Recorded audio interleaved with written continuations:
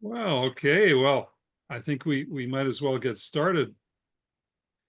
And as usual, I just like to uh, wish everyone a warm welcome this evening. And I just like to say a few words just to give a background about SSGN. SSGN is a spiritual network, and our mission is to inspire and educate uh, leaders in these sustainability network, and we especially are trying to develop young leaders. And this is from spiritual traditions across our entire human family. And our purpose is personal transformation of our consciousness in the service of healing the earth in a sustainable way.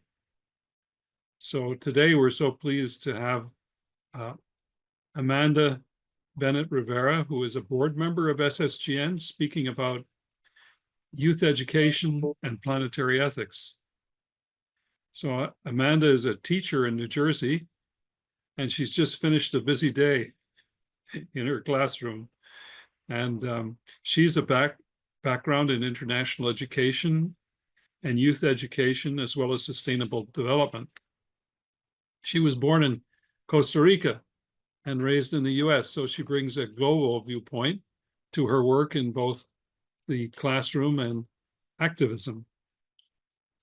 Amanda holds a BA in experimental psychology from the University of Southern California. I was going to say Southern California, I guess, giving myself away, but the University of South Carolina, and an MPP from the University of Maryland, and a master's in environment, development, and peace from the University for Peace in Costa Rica. And her previous roles included being the program manager for the youth program at Earth Charter International. And of course, Earth Charter is one of our four fundamental pillars of our organization. And so they're a very important organization for us.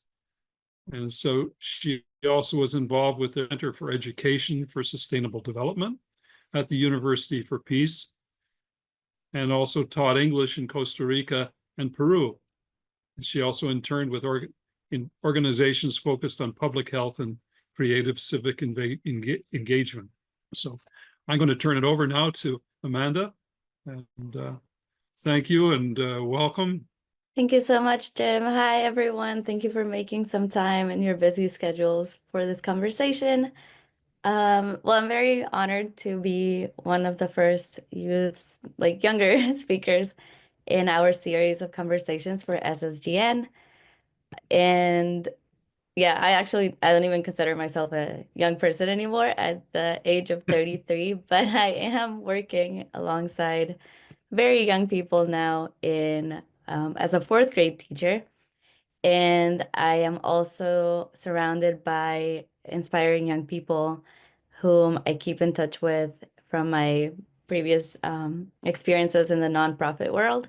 And I'll talk later on about how they are one of my main inspirations for hope in today's climate. So did prepare some slides that I want to share shortly, and then open it up to a conversation. One second. I'll just present full screen. So today, the main focus is youth education in planetary ethics. But I really hope that this becomes a conversation. And also I am expecting one of our young leaders to join us and tell us about his project as well. Hopefully will be joining us from Nigeria, but it is almost 1 a.m. there. So hopefully the connection will work. So I wanted to start out my conversation with by retelling a very short story that we read the other day with my fourth graders. So just to add something that I was not expecting as a first year teacher was that I do not get in the way that my school is designed, I am not the one planning my lesson plans. And so because my school network decides to align to a common core and making sure, yeah. So I'm very surprised every week with what we're reading and what we're teaching about. But something that I was really happy to know at least, even though I'm not teaching, I'm not planning what we're going to talk about each week, is that I do get to teach the subjects of history and science. And I was very interested in becoming a teacher in New Jersey because it is a state in the United States where climate education is mandated. And I was really very curious about to see how that's actually implemented and carried out. So one of the stories that we read last week is All Summer in a Day by Ray Bradbury. He is the author of Fahrenheit 451, and this story was published in 1954. So it's a story about all of these school children who are growing up in the planet of Venus. All of the kids were born in Venus except one girl, and they are 9 years old. And for the past 5 years, it has rained every single day, and the children live underground in tunnels, and they don't remember the last time they saw the sun. But there was one little girl in their class who was actually born on planet Earth, and she was able to she had to move to Venus with her family. And she moved more recently to the planet of Venus. So she remembers what it was like to see the sun because she had not been living on a planet where it rained every single day for the past 7 years, which is most of her young life. And so when she got to Venus, she knew what she was missing out on. She knew she was missing out on the sun. She knew she was missing out on nature, everything that she had left behind on beautiful planet Earth. And so her world became gray. She didn't want to play with any of the kids. She didn't have any friends, even though they tried to play with her at the beginning. She wanted nothing to do with it. Her world was gray. Bradbury describes her as the yellow washing out of her hair, the blue washing out of her eyes. All the color was gone in her life. And the reason why I connected so much with this story is because I was actually born in Costa Rica, and I was there growing up until the fourth grade. And then I moved to South Carolina, which is a which I where I also experienced rural upbringing. So I had always been around nature, around wildlife. I could see different types of birds. I had the fortune of going back to Costa Rica every year, visiting my grandparents, going to our national parks, and just experiencing different seasons and being connected to Earth.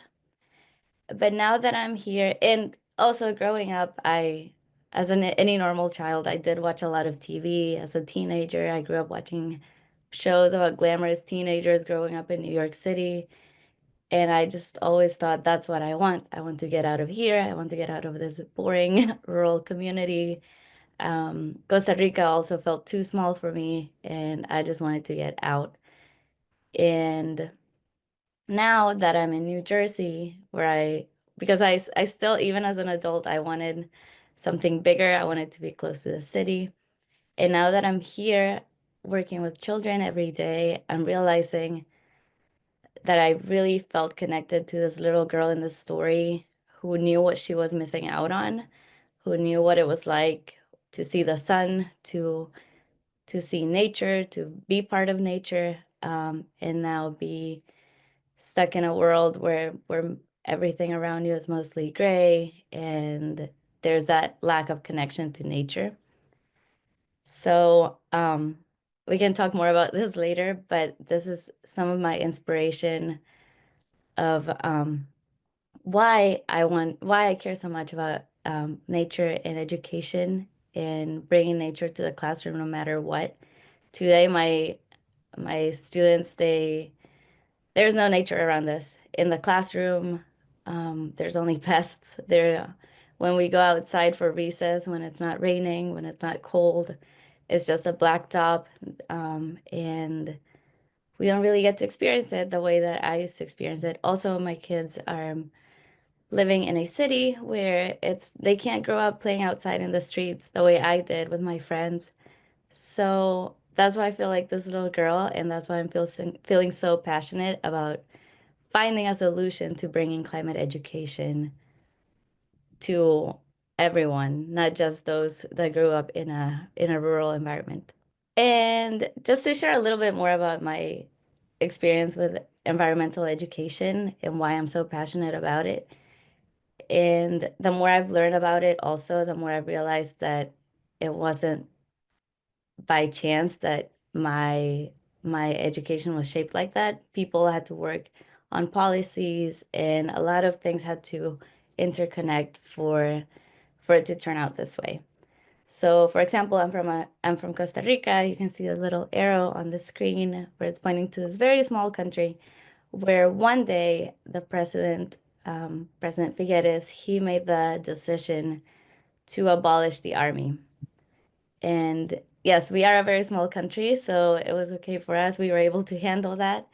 And the decision that was made from there was that with the funds that used to be spent on education, on the army, they would now be spent on education. And this led um, to a lot of policies that work towards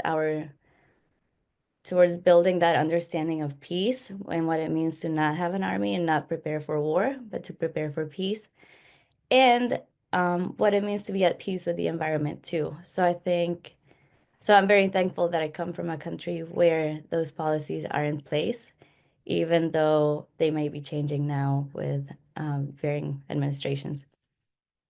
I also had experiential education, being able to go back to Costa Rica, going back to national parks, going to the cloud forest where people have started talking about climate change before most of the world started talking about climate change.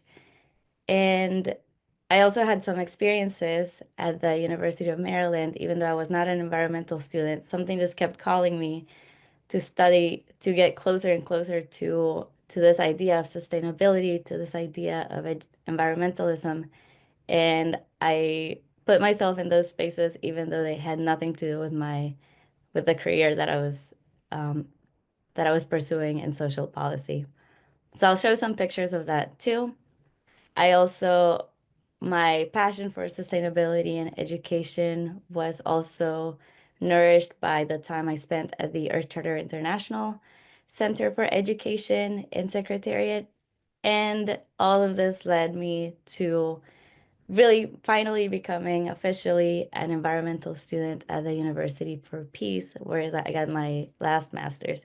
So with all these different layers of climate education, for now, the result has been that just understanding the problem more and more and what's happening and what we need to do, um, it just made me realize that I had to find a career where I was doing something that was not creating more harm, but trying to help other people do something about it, which is what led me to become an educator myself. But starting out with, but really getting to the root of the youth movement, which is elementary school.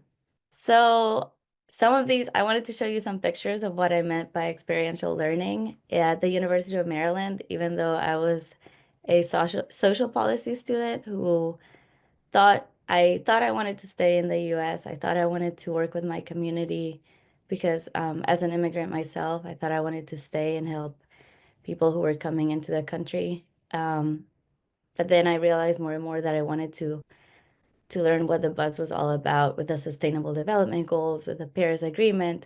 So I was able to take a sustainability in class that took place in the country of Indonesia. And this experience took me to Bali, Jakarta, Sumatra, and Sulawesi, 4 different islands in 3 weeks. And I was able to taste what sustainability was like. I was able to see it. And I was able to see how similar it was to my own upbringing in Costa Rica. But there was one thing that I could see in Indonesia that I was not seeing anymore in Costa Rica, and that was that spirituality. So everywhere I went in Bali, there were offerings to the gods. There was a deeper connection with the examples I was able to see, not from mass farming because they're also suffering from that, but from those small farmers that are able to work together and work with nature, and also they have this deep respect of it thanks to their spiritual roots. So we were able to go to a subak in Bali, and And we learned how, yes, there's a lot of faith and how that really helped bring people together into a communal system that because they were brought together by this deep connection to the gods and to the earth, they were able to better work together. And that is something that I was not seeing in Costa Rica. So that was something that I was not seeing in South Carolina because even though I was from rural areas, I was seeing a more industrial form of agriculture that was going away from everything that we were so proud of and becoming more of what I was seeing in the US, where it was monocultures and just really getting away from that connection to who we are as part of nature. And then as I mentioned, I took a that after I went to Maryland, after I got back from that trip, I realized, okay, I see some similarities. I see some differences from between Indonesia and Costa Rica. I really also, but I'm also hearing a lot about buzz about Costa Rica. With the Paris Agreement, we on the Eiffel Tower, they were displaying our slogan, and I was thinking, how can one such a small country like Costa Rica be making headlines about sustainability as well? So I thought maybe I should go check it out. And since I'm from there, I might as well go and learn from my own people and take a little break from what's going on in the US right now. So in 2017, I decided to move back to Costa Rica without a plan, and I began looking for a job over there with a master's in social policy and with an original plan that I was going to stay in the US and spend the rest of my life here. So I went back to Costa Rica and I started teaching English because that's what I knew what to do. That was the talents that I knew I could share. And then somehow I came across the University for Peace and the Earth Charter International Center, and I was able to get a job there. So I'll talk about the Earth Charter more in a minute. But before that, I want to talk about the experiential learning that I had as an environmental student at the University for Peace, which was also very intertwined with the Earth Charter. But the University for Peace, if you have not heard of it, it was um, established after a United Nations General Assembly mandate to look for a universe, to establish a university in the world where people from all different cultures would come together and study peace. And it was decided to, it was the government of Costa Rica put in a bid to host it in Costa Rica and donate the land for this because we have no army. So it made sense that we host it. And also because there was a lot of, at the time when the university was established, there was a lot of conflict going on in the region of Central America. But again, Costa Rica was standing out as a place without an army, without as many conflicts as our neighbors around us. So the university was established, and it was mostly about conflict resolution and international relations. But one year, Mr. Kofi Annan, the Secretary General of the UN, he came over. He saw again our connection to nature, and he thought, along with I think Mr. Maurice Strong, who also has a connection to the Earth Charter, they also thought, wow, we need to start gathering people on this campus to learn about the environment, to talk about the environment, to talk about the problems, and to come up with solutions from a global perspective. And that's what's been going on for the past few decades. And so once I started working at the University for Peace at the Earth Charter, I it's a very small campus, and you just feel all the energy from all these students from all over the world coming together. And I also knew I had to be part of that. So I enrolled as a student in the Master's in Education program for Environment, Development, and Peace.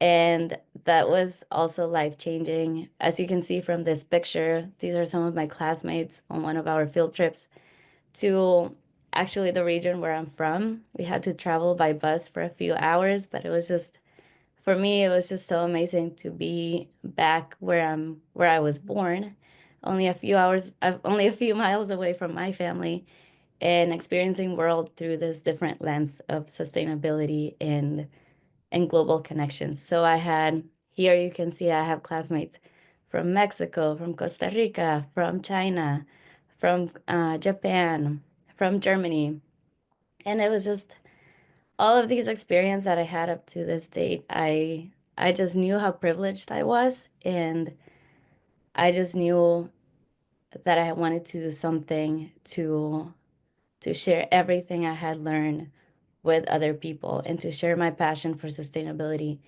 and to share with people that we're not alone, that people want to make a change and we just have to work together to do it. So, oh, and then before I move on, and while all of this was happening, I was also working at the Earth Charter Education Center as the youth program manager, leading online youth courses. So these courses bring together young people ages 18 to 30 and from all over the world where we have these conversations, but virtually. So the most challenging part was getting everyone online at the same time because we had people in China, we had people in Nigeria, we had people in Colombia. But the conversations, even though we were not in the same classroom at the same time, the conversations were just as engaging, well, and rewarding because people were able to we had all these different forums where we could see ethical dilemmas and where we could also have partner assignments. So I was able to see that you don't have to fly all the way to Costa Rica to get this experience. There's also people out there, such as the Earth Charter Center, who are working to create these spaces for young people around the world. And young people around the world are interested in this type of educational experience. So before I move on, I just wanted to see if Michael was able to join, but he's not here yet. Okay, so that was one of the young leaders who said he was going to join us, but sometimes there are challenges to connectivity and he's not here with us.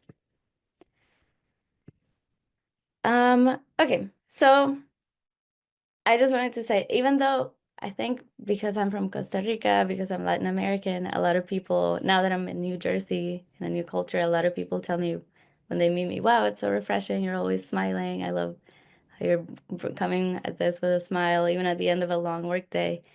Um, and I've been thinking about this a lot because it we are living in very difficult times but we have to keep going. And people around me are always, I keep hearing this analogy of us, what happens when you're on an airplane and there's an emergency. Before, when you're on an airplane, the first thing we have to do is hear the safety concerns and regulations. And they always tell you, put on your mask, oxygen mask, before you help someone else put theirs on. And as someone now who's in charge of the education of children and someone who wants to be part of a community, not just at the local level, but also at the global level, I've been having to recharge and refill my cup, as we say at work, and really work also on my own spirituality, on my own well-being as well. So all of these experiences that I've had, they they really have nourished that connection I have to nature and that connection I have to people around me and that connection I have to people across the globe with whom I share many similarities the more I meet new people. But it is still really tough.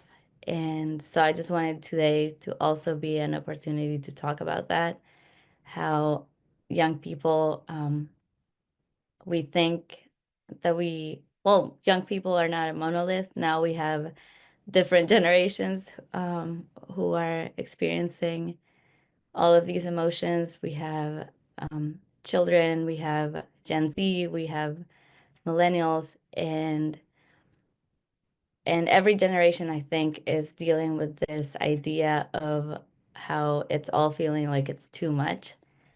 but how we have to also keep up with well-being and this cognitive dissonance of, okay, well, I feel bad because I'm using single-use plastic, but then you're thinking, oh, but I'm not doing as much harm as all of these big companies.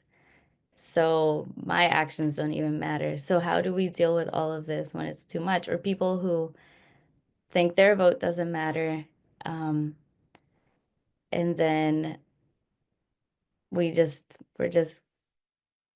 trying to enjoy our lives, but then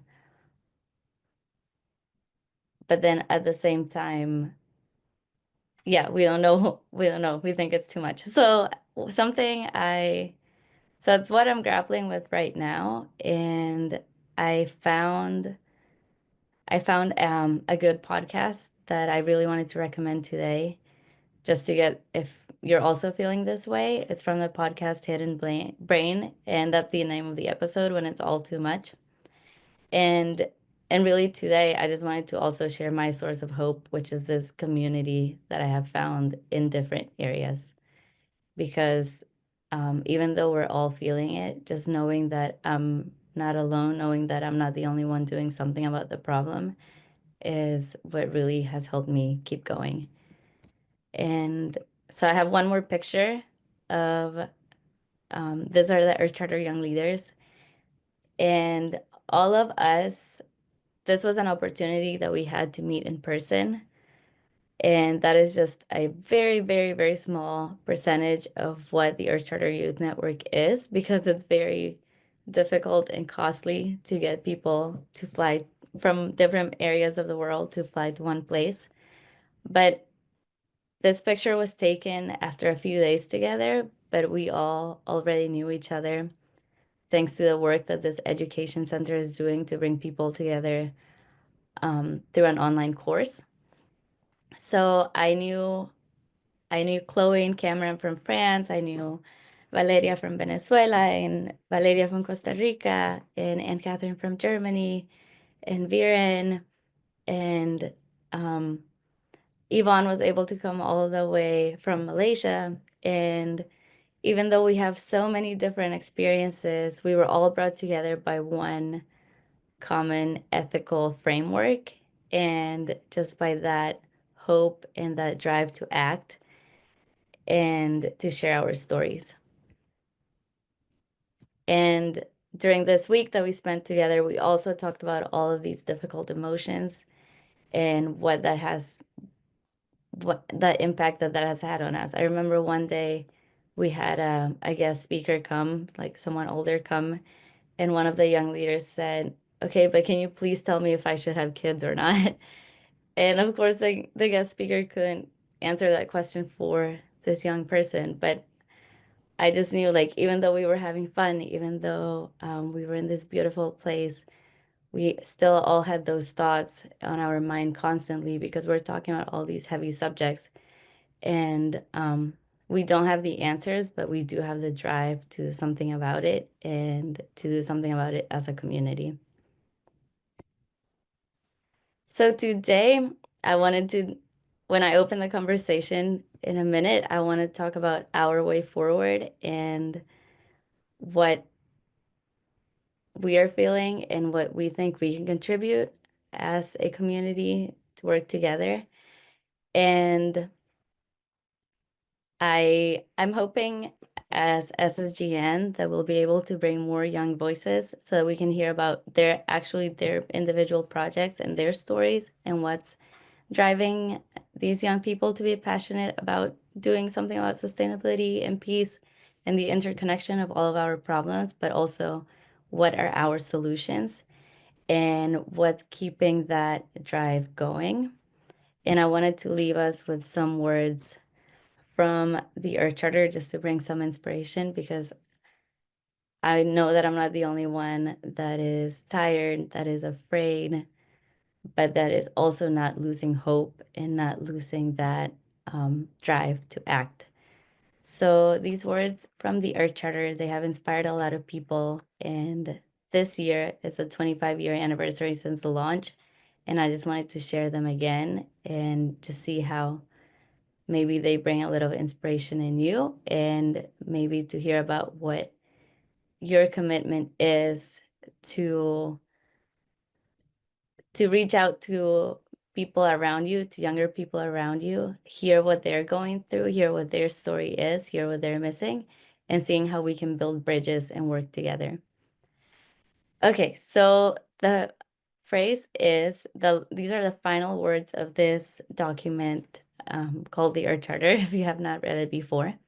But it tells us, let ours be a time remembered for the awakening of a new reverence for life, the firm resolve to achieve sustainability, the quickening of the struggle for justice and peace, and the joyful celebration of life. So I wanted to share this because it's been over 25 years since these words were written. They could have been written yesterday, but we're still, even a quarter of a century later, we're still struggling with this battle to achieve sustainability, even with all the technological advances. But we also have to keep that hope alive and enjoy this time that we have together on this planet, and make sure that future generations are also able to enjoy this life that we know, and this all of the good things that come with our human existence. Okay, so thank you so much for everything, for all your patience and your attention. I'm going to stop sharing now, and I can't wait to hear how you're feeling, first of all. And yeah, even though we don't have young people here, I just want to hear about your commitment and to see if any of you have reached out to have heard from young people and what some of their projects are and what some of their needs are, and how we can help them as a network that now wants to focus on really developing a strong youth program. Thank you so much, Amanda. Yes, and please unmute yourself and let's chat with Amanda about the very interesting background she has and how we can maybe involve more young people in our efforts to promote sustainability. One thing I was thinking about, Amanda, a lot is the small towns and villages um, in America, but this also applies, as we talked about in Costa Rica, where many of the had quite a sustainable environment at one time, especially when there was a more rural and agrarian society. But of course, in recent years, uh, we're talking about, like large stores like Costco or Walmart opening up in the country. And basically, that really hurt the small village and town stores. It hurt the main street. And I think it's a shame that this reduced the sustainability of these smaller communities. And I think the way forward is to try to revive these small main streets. And of course, it's interrelated to the agriculture in the area, because it's important to have like local markets, like farmers markets, that can bring the agriculture from small farms directly to the people of the village or the town. And initiatives such as this, many things that used to exist before. I think also of the Quaker communities in early America, where Mennonites and other communities where they helped each other. For example, when they had to raise a barn, they would all come together as also had Thank things of this nature. Yeah, I So always think, I think oh, how to revive local communities. I think our what, yes, connection is not there. too strong on the land. No, I don't know if it's you or me, Jim, but this really brings me back to that online course that I facilitated for young people. And it was really interesting because we had young people, we had big groups from the global north and the global south.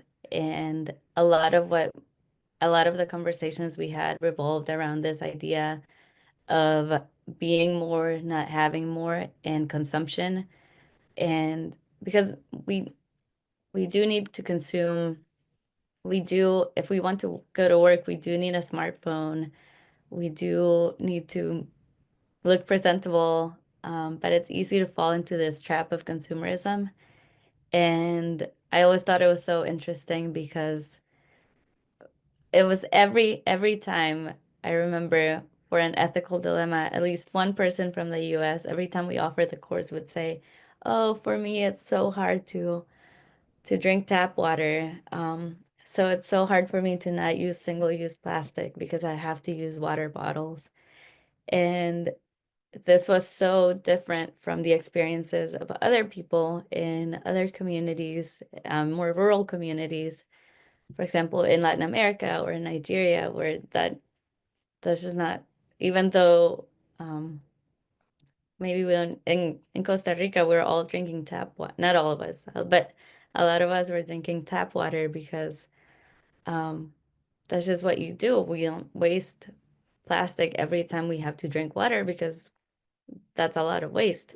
But for some people, it was just really popular. And then a teacher, a young teacher from Nigeria, he was telling us that for his students, um, it was a sign of progress to come to school with a single-use plastic bottle. So he had to talk to his students about, okay, I see, I see that, but um, this is why it's a problem, and we can fix it ourselves. So we don't have to fall into that trap too. So I think I was really grateful for that opportunity to have these varying perspectives on what it is to achieve development and how, yeah, because young people are not all the same, no matter how old we are or what generation we're from, but we all um, have these similarities and these differences. And even just bringing it down to the conversation of single-use plastic, we have such different perspectives. But once we really agree on a common framework of ethics and planetary ethics, then we can really begin to see how our actions add up and how we can make a difference. So hopefully, if we bring more of those examples, like what you were saying about in the small villages of bringing those artisans instead of going to these big stores, um, then we can really focus on how our collective action can be guided by ethics and not by showing a type of progress that we thought was actually development, but it's not. But I want to hear if anyone, like for example, I know CJ, I know Joe Holland. If you have students, I want to hear like how your students are feeling, if they have been sharing what they're feeling about sustainability and if they're feeling hope, um, or how many are thinking, okay, this is all too much, or are any of them coming up with solutions? Amanda, I've been a few years away from students, but CJ is in the middle of it. So why doesn't he go first? Well, thank you, Joe. And Joe was actually my professor many years ago, right? And so it's a passing of the baton in some ways. The concerns, yes, definitely. And thank you, Amanda, first of all, for your presentation. It's good to see you. Yes, I have students in my office all the time. And for context, I teach at a college, Catholic college, Catholic University in California, in the Bay Area. And I have students in my office constantly just complaining about anxiety and exhaustion. They are exhausted, right? And unfortunately, given the trends, given the readings of history, I can't give them the comfort that they're looking for. I tell them the reality. We are in an authoritarian state, and it's increasingly becoming more authoritarian, more fascist. And the students know this. They just don't have the words or the context necessarily sometimes. But something that I learned from Joe Holland, and something that has been really on my mind as of late, is students are very curious to know how this happened. And they cannot know how this happened without studying philosophy and without studying also the theological undercurrents of what's going on in our world, right? And so that diagnosis needs to be there, and students are hungry, in my opinion, for deep conversations that really dig at the origins of the mess that we are currently in, and that encompass also ecological devastation, of course, right? But just the mess that we're in as a society as well, and really the trouble with our relationships. I really, unfortunately, do hold the view that we are in a time where our relationships are ones of enmity instead of compassion and love. There's a deep mistrust, and I think Pope Francis keeps diagnosing that and keeps trying to come around to that, saying that accompaniment is very important. And so, yes, there's a lot there that needs to be explored, but I think it really does come down to a disconnected way of seeing the world, right? A metaphysics that is very deeply flawed. And Joe Holland has done work on this, and it's the mechanistic metaphor, but also an ontology that supposes that we are all little fragments that have nothing to do with each other. Yeah, thanks for Cesar sharing. You're much closer, and it's much worse now than when I stopped teaching undergraduates about 2016, but I continued teaching in the law school till just a couple of years ago. Actually, one of the, I don't like to think in terms of hope or not hope myself. I just keep plugging. But anyway, it's always difficult. But one of the things that really did inspire me in the law school, although there's another flip side to it. I taught a seminar in jurisprudence, and we had 16, it was capped at 16 students. I think when I first started teaching, about maybe, I don't know, 20 years ago or something, we would have maybe 2 women in the class and 14 men, By the time I left, we would certainly have at least 14 women, and we're kind of lucky if we had 2 men. And this is terrible, but generally they weren't doing too well, the men either. So, and there is a whole crisis apparently of male consciousness, which I guess we also have to attend to too. But to me, that was a tremendous sign, because when you think back, the university system was established, I say, by celibate male clerical intellectuals in the 10th, 11th centuries there. And so that's over 1,000 years.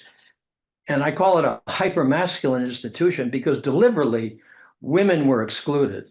I say that patriarchy is terrible, but even worse is what I call hypermasculinity, because in patriarchy, women get demoted, but in hypermasculinity, they get eliminated. And we see that today in the high tech world, by the way, which is purely high, and the high finance world are purely, and they're the ones who are running the world. This purely hyper masculine, so it's very scary. And the one thing that the male side forgets about is reproduction. So it's not surprising that it becomes very linear and fragmented, and the time and space becomes fragmented. Time becomes, instead of being cyclically regenerative, becomes linear and phallic, but unsustainable. Interestingly, it climaxes and can't be sustained. To use sexual metaphors, and that's what we're in the middle of. We've made a whole global civilization on that hypermasculine model. It is completely unsustainable. But the trouble is, as it begins to break down, I think it gets very violent and vicious, and that's what we're in now. So it's important to have a long perspective. And one of the things that worked well with my students, I had an essay, I've never published it, so I probably should have rewritten it. I think I'm going to do that this year. I picked it up from Tom Berry. He made a little, and Tom Berry, of course, did this big thing about the cosmos, cosmic evolution, and that's really important as a background. But I was sociologically much more interested in the human evolution, and Tom did refer to 4 eras of civilization. And he didn't say much more about it than that. And also he didn't ever refer to any inner struggles within those. They just sort of were sequential, like they happened. That's all. But we know that one of my favorite philosophers, I don't agree with him, but I still like him a lot, was G.W.F. Hegel. He said, history is a slaughter bench. And that's what that history was. A lot of death and violence, particularly in the transitions between civilizations or in stages within civilizations. But the essay was called 4 Eras in the Human Journey. And that seemed to help the students a lot. The primal indigenous, the classical, high classical, river-based civilizations, stone civilizations, and then the modern that we're in now, and some kind of new global electronic ecological civilization that is perhaps the seeds are beginning to sprout for it now in the midst of all the terror. And I don't see these as sequential though, but I see them as concentric circles, and they're all alive and still with us. And as Henri Bergson, the famous French philosopher of the élan de longue durée, the past is always alive. The past is never dead. It's always with us. Everything we are is the living, whether we remember it or not, the living memory of everything went before. So that was really helpful to them. So I think getting a big picture in regards to Cesar's question that students had about where did this come from? Why did it happen? To see the larger picture, cosmically, yes, certainly, but also sociologically in human history, I think. And the big history people, they're very good about that too. That's another part of it. The other thing is, where do we come from? And Fidelis and Donald will like this. I had another paper I'd written, and Cesar got me to publish it. And I did publish it in a little book called Humanity's African Roots. And it's still selling very modestly, but it's still selling.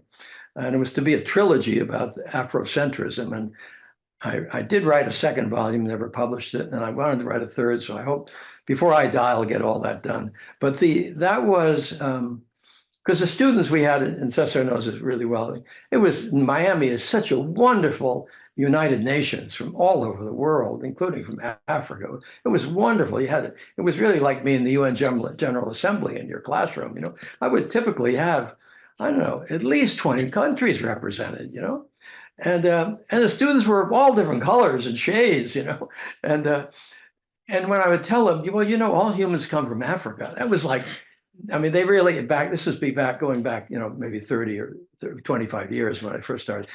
They were just shocked, really. And the darker skinned kids were quite excited because it really affirmed them.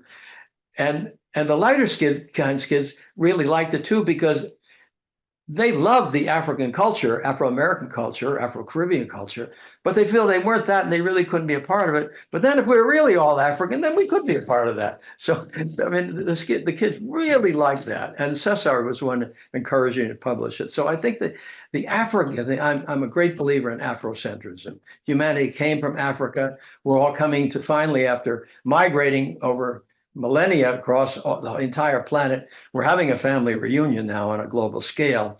And not surprisingly, young people are heavily interested in African music, African art, because in fact, it is the foundational one of the human experience. So, with that, I now do have a question for you. and also maybe for Donald and Fidelis. Jim has done a wonderful job, and you two helping Amanda with the conversations. And thanks to Sam King, we're probably going to have a conversation with his friend from Nairobi. And I wonder if in the future, we have very limited resources, we can't do too much, but we have been doing these conversations. Could we start kind of global conversations of people from different regions of Africa, from Central America, from other places, and find just a few key young people that we just kind of start some conversations rolling? And I finally have to add one more thing. When I was very young, before I even went to St. Thomas, I was a young priest, and I was very blessed to be the pastor, almost unheard of, at 26 years of age, of a Spanish-speaking parish. And there weren't too many people who spoke Spanish, and that's why I wound up with it. But we had a very large Costa Rican colony there. And so that really had a big influence on me. And the president of Costa Rica, who had a family member in the parish, invited me. I was an honorary guest of the president in Costa Rica for about a month one time, and spent a wonderful time there. And I learned about this no army and all of this stuff. and the strong indigenous roots of the whole country. And so it was one of the formative things in my experience, I think, in those years. So my thanks to Costa Rica too. But back to, I'll leave the question to you. Would it be feasible to start a series of conversations for maybe just a few young people that would be from different regions, a couple of, from each region? And that one of the things that SSGN might midwife, because we are a global network. Maybe Don and Yes, thank you, Joe. I just wanted to add that, yeah, not everyone can have those experiences like I did in the classroom or in Miami, where it's a more diverse classroom, where not everyone has time to take the subjects that CJ and Joe have taught. But I do want to say that the Earth Charter Center is doing a good job of bringing together teachers from different countries to online courses and young people to online courses. So if you want to help out with an initiative like that, you can reach out to me and I can help them keep creating these spaces for this type of dialogue among young people and amongst teachers who maybe they're gym teachers, maybe they're math teachers, but they want to know, how do I teach sustainability? Because my students really want to learn more about the environment and what they can do, but I didn't go to school for that. So the Earth Charter Center is doing a good job of doing that. But I am going to pass the mic to, yeah. Can I just, before Father Fidelis, I'm sorry to interrupt you, and it's good to see you. Are you still in Coral Gables? Yeah, yeah. So just quickly, I agree, Amanda, that not everybody has time for the courses, but I mean I need to reemphasize, and this is also coming from decolonial scholars, right, who say that the most important battles of the 21st century are going to take place on the battlefield of knowledge, right? Because it is a competition of ideologies that we have circulating. And to somehow, we don't need to take classes, but there does need to be deep interrogation of some of these sources and, going back to the traditions, even within Western tradition, it's not a monolithic tradition, right? There are many possibilities for its own rebirth, its own critiques in cooperation with other civilizations, other cultures. And so, I do want to emphasize that, yes, they're hungry for those deep conversations, right? And not necessarily in our classrooms. They go to their dorms and this is what they're talking about. This is what's on their mind, right? And so how to, reach them where they're at, right? And once again, I think this is where Francis's papacy has been successful, that he says, theology like this should be done in all those spaces, right? Of course, he borrows from liberation theology, right? But, this is where it needs to be done, right? In all our spaces, conversations need to get started. And just one more comment with the hypermasculine, what Dr. Holland said about hypermasculinity. Absolutely. We see this with Elon Musk, saying that vulnerability is the biggest weakness of Western civilization, right? And this is what people are buying, eating up, especially white males, right? And so there is this, and also Latino males that I've seen in my classes too, right? There's this anger and anxiety. The New Yorker recently released a piece on this, right? On just the anger among young males in particular, Gen Z males, right? And so there's definitely a lot there to unpack, and hopefully SSGN can lead some of these conversations on all these anxieties and preoccupations, but from a deep perspective, I think. Father Fidelis, would you like to unmute? Amanda, thank you for your beautiful presentation. And I want to thank Professor Joe Holland and Dr. CJ for drawing attention to the philosophical foundations to most of these crises. Really, the Enlightenment did a lot of harm to the human psyche. And most of the modern philosophies need to be deconstructed and reconstructed. I like your topic, and it's an area that our foundation is delving into. I'm happy that you have connected to somebody in Nigeria. It's good to let you know that flowing from the SSGN, Professor Holland, Jim, they are aware of the project we are doing in Nigeria. And our attention is on the young people, not only young people from the high school age. We even want to begin from the primary stage to begin to give them ecological education. So I've always argued that there is a compenetration of both the geophysical and human ecological problem to what we are facing in the world. Hmm. But it's a vast thing, but it needs to be systematically pursued. But from the African perspective, we are doing something from my own foundation. And I was in Nigeria in December. We have been able to bring some politicians and leaders of thought into the project and the vision. So we want to begin a school and create a farm. We want to practicalize most of these things we are talking about, because there have been a lot of confusion. The colonial education our people were given, colonial method of doing things, even agriculture, have confused a lot of people. And now the politicians are compounding the problems by using conflict to disintegrate every person to loot the resources. So the issue of youth education and planetary ethics is a big battle that really needs real spiritual preparation and socio-political connection too. I'm happy that CJ is a lawyer.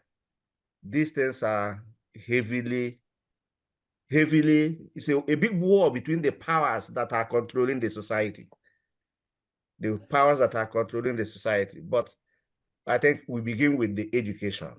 Once we begin to educate the people, let them understand what is happening, then we move to how we can bring some corrections into it. So I'm happy. Maybe we discuss further for the project we have. They will be happy to hear a young person like you talk to them about the planetary ethics and ecology. Good. Thank you. Thank you. Yes, and I wanted to say that this is something that, yeah, we should give young people the opportunity to have these conversations over a longer period of time, or maybe a few weeks, or so they can really dive into it. Terry, I see your hand. Yes. Hi, thank you so much for your presentation, Amanda. It was really lovely, really nice, and very refreshing to hear from, a young voice. We had a Laudato Si circle in our parish here in Manhattan, and a young, I think she was probably in about sixth or seventh, yes, about sixth grade. She came with her parents to this Laudato Si circle because she was totally stressed out about the situation. And so we together thought maybe she should get busy with the project. And so it started a project in her school about collecting and cataloging plastics, and working together with the teachers in the parish and with other students. Well, as they got going and really started to do things, I think that really helped draw her out and pull her out of her emotional state that she was in. She was extremely distraught. And so, that's a really good way to get kids feeling like they can really accomplish something and feel like they're making some progress. And so we also had a project with our Boy Scouts on trees and large canopy street trees and how to protect them, and how to ensure that they're not being, that they're being properly cared for and protected. And so we worked with our Parks Department and did that. And so there could be any number, a whole lot of different projects, campaigns that you could get your kids working on, and maybe even an online meeting with their representative from Congress, and Yes. do that on the screen and do it as a class, and designate certain kids to speak to that congressperson about their concerns. So those are just a couple of ideas. And the other thing would be to as consumers, they can go shopping, talk about the problems of plastic being made of petroleum, and send them to the store with their parents and figure out what else they can purchase, and show them the power of choice that they have. And so they could come back with a kind of show and tell about what else they can do. How else they can buy, like laundry detergent. You don't have to buy those big plastic containers.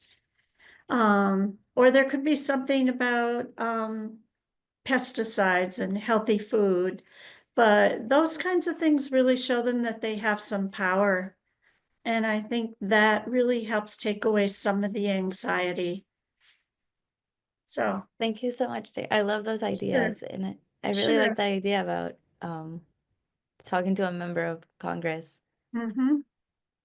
Well, my commitment to SSGN is to really bring more of those young people's voices and what they're doing around the globe. So thankfully, I'm still involved with a network, and I will try to do that. We are playing around with the times. So our friend Sam King, for example, we're working on a webinar that will be at a different time from now because some of our friends right now, as I mentioned, Mike, who was going to join us from Nigeria, it's almost 1 a.m. for him. So I don't know, he might have had some connection issues by that time. But I hope that also if you meet a young person who's really involved and has something to share, that you'll bring them to these conversations so they can share. Or a young person who does not have any idea what's going on and wants to talk to some of us, that would also be great to have them as a guest. First as a keynote listener before they actually become a keynote speaker. Yes, Mr. Donald Combo. Amanda, thank you so much for such a brilliant presentation. I enjoyed every bit of it. Set Thank me you. thinking so much. Having listened to CJ, practically everybody that have spoken. And but I was living and playing, I've been playing with this idea of abundance. How unbelievably important that is, that we live in an age of abundance. So much, unbelievable. Our parents didn't even have, forefathers, civilizations before us never really had what we do have right now. And unfortunately, this is the time when we are talking more of sustainability, you know. So I've been asking myself, and rightly so, young people and others who will come in our time, with so much that we have, why do we want to destroy so much? It's unbelievable, you know. Never in the time of history have we made such progress. We are going to the moon literally in hours these days. We are connected in the world. Look at how we are all connected. When Joe was teaching 20 years ago, it was so difficult to talk about coming together. Today we are literally everywhere around the globe, connected with a platform like this. And every day, more things are on that level. We are so rich. This is the time when we have explored many minerals and succeeded in so much. It's just an era of abundance. And yet, this is the time when we destroy even more and have become more aggressive. And so now we have to deal with the issue of sustaining all of this. So I come from a tradition of spirituality. So I never lose touch with that. I always say, yeah, is there a way we can involve our youth again? And I'm at the forefront of trying to do that, to really see where we can buy into our spiritual endowments, because I know that people are doing very, very well, mixing all of this blend, trying as much as possible to reconfigure how we build our society. Think about how we do architectural designs for cities. Think about how we live our lives again, or even think about how we run governments so that can be for the benefits of all. Well, while we do all of that, it always tells me, what about our life, our soul, those things that make us connect with nature so well? It doesn't seem to be that hunger, you know, that implicit hunger for that, for us to grow more of that.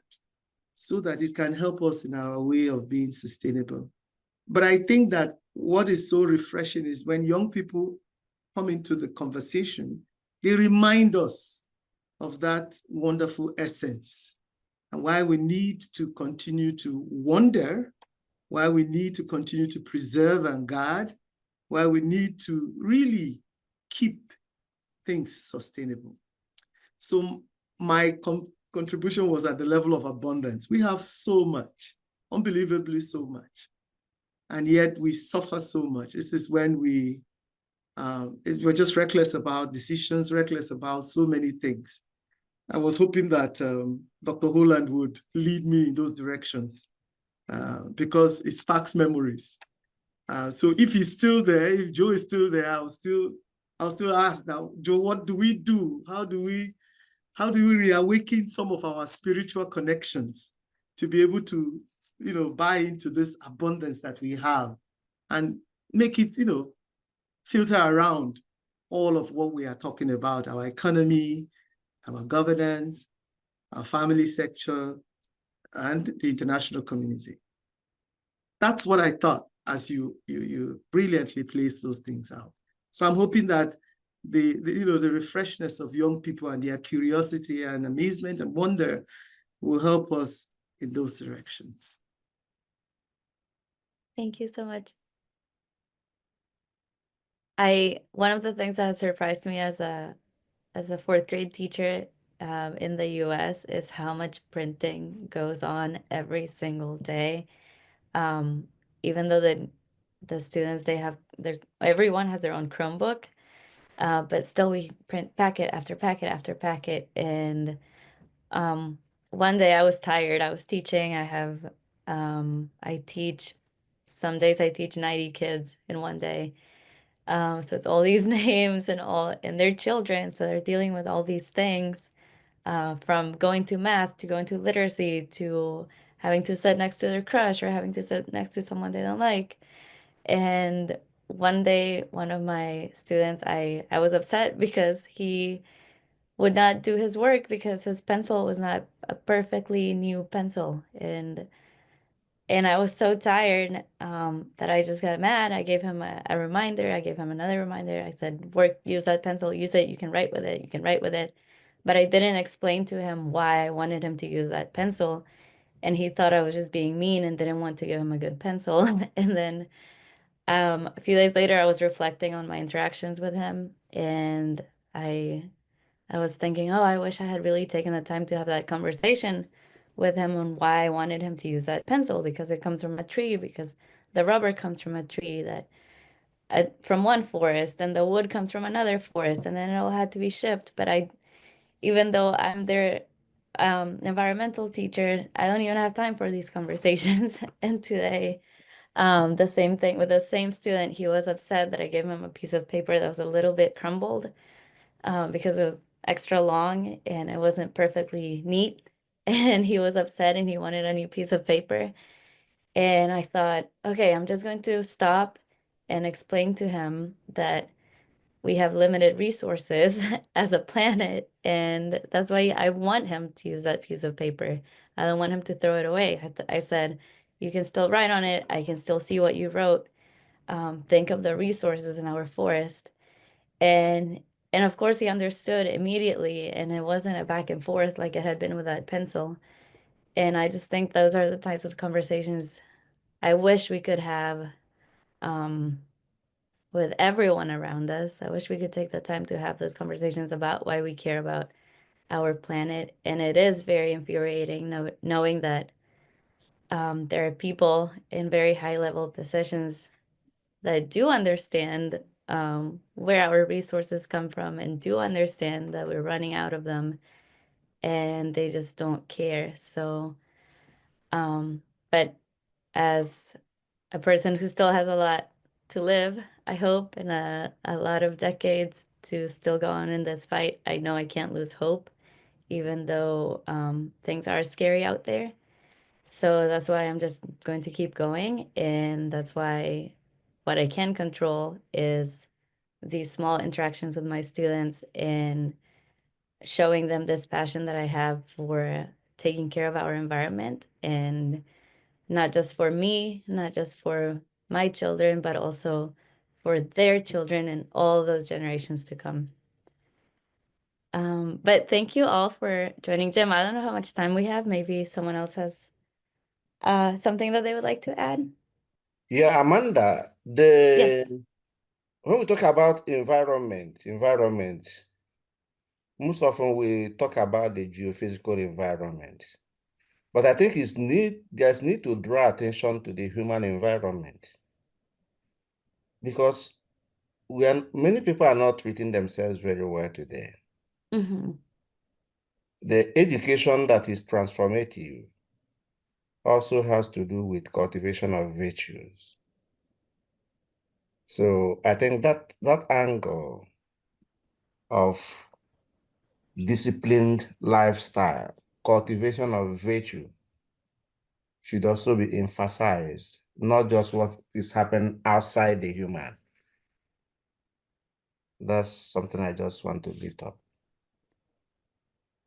Thank you. I think that sounds like a future conversation, and it would be great if you would like to lead it. Please let us know, Father Fidelis, because I think our group would be interested in that, and also we can make a commitment to invite other young people who No would also problem. like to hear from you. Thank you. Amanda, could I make a little announcement? Yes. Yeah, and Jim too. We've been working, Jim and Amanda and I have been working on the 2 new publications for SSGN. One is out already. It's the first issue of the magazine, and I hope you all got a copy. The second one is a journal. It's going to be called the Journal of Eco Spirit and Earth Care. And its tagline is Deep Reflections for Difficult Times, which is where we're in now. And it should, I've been talking to Joe Iannone now, and he's actually consulting right now about whether his organization, SETI, the Center for Engaged Theological Reflection, will also be a co-publisher with it. And I think they will say yes. And if they do, that gives us 6,000 more names on an email network. Plus, they're working with 4 theological centers in the Southeast Florida, various Protestant denominations. So we would have access to all of that too, which would be wonderful. But what I wanted to say is, we got the first issue done, but we're going to have maybe quarterly issues. And so we need lots more writers. And practically everybody here I could see could write something. Think of yourself as a writer. Terry, it'd be wonderful to hear about your work with Laudato Si in Manhattan, and the narrative about it. The articles would be relevant to what's happening now. They'd be articles, it wouldn't be just a short 1 or 2 pages, but something more than that. I'd say more, 3 pages or more could be up there. No unlimited length, because it's electronic and we don't have any limit how long it could be.